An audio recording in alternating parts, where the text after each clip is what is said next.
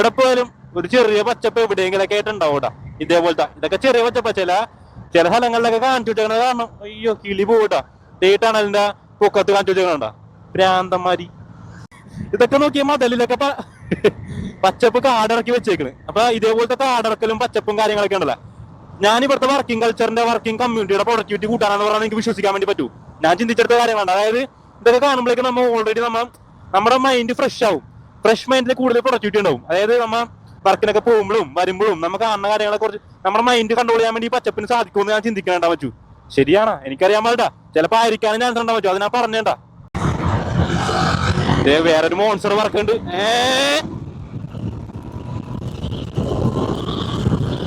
Five bike you keep now. Oh, you are rich. Then you are enjoying your retirement. എന്തൊക്കെയുണ്ട് മച്ചാനെ, എന്തൊക്കെയുണ്ട് പരിപാടി?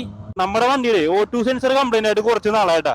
കുറച്ച് നാളെന്ന് പറഞ്ഞാൽ ഒരു 2-3 മാസമെങ്കിലും ആയി. ഇപ്പോഴാണ് അതിന്റെ ശരിക്കും അതിന്റെ പ്രവർത്തനം നിന്നത്. കാരണം മറ്റേ ഫ്യൂലും ഓക്സിജനും കൂടി കമ്പഷന്റെ എന്തോ റേഷ്യോയില് വ്യത്യാസം വന്നിട്ട് ഇറഗുലർ ആയിട്ട് വർക്ക് ചെയ്യണ്ട.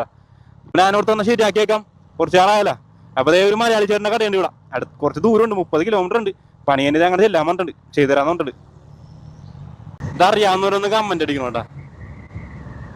അപ്പൊ ആ കടയിലേക്ക് പോകുമ്പോൾ കാഴ്ചയോളം ചെറിയ ചെറിയ സന്തോഷങ്ങളൊക്കെ ഉണ്ട് ഈ വീഡിയോയിലുള്ളത്. നിങ്ങളൊന്ന് കണ്ടു നോക്കി. ഇതുണ്ടോ അതെ ബാക്കി മൊത്തം BYD ടെസ്ല. ഫ്രണ്ടിൽ നോക്കുമ്പോഴേക്ക് Ioniq 6 നാളെ വച്ചു. ഇത് കണ്ട ഈ വണ്ടി നോക്കി, കൊള്ളാലേ.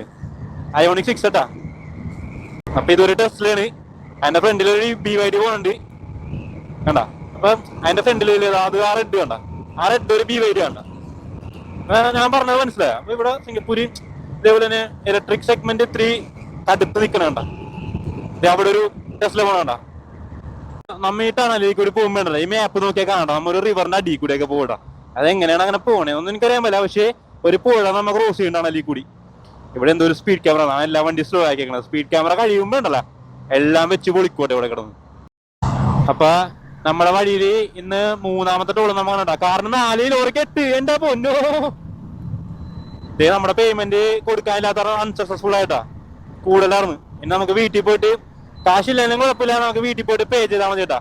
വിഷയമുള്ള കാര്യമെല്ലാം വെച്ചു. നമ്മ ഉല്ലാൻസിന്ന് പയനീറാണ് പണിക്ക് വരാറ്. പയനീർന്ന് ഇപ്പൊ അതേ കാക്കി ബുക്കിത്ത് വരെ വന്നേക്കണണ്ട. അതായത് സിംഗപ്പൂർ ഒന്ന് മൊത്തം കറങ്ങി. ഇതെന്ത് സാധനം ഇരിക്കുന്നത്? Busa Gixxer S1000RR.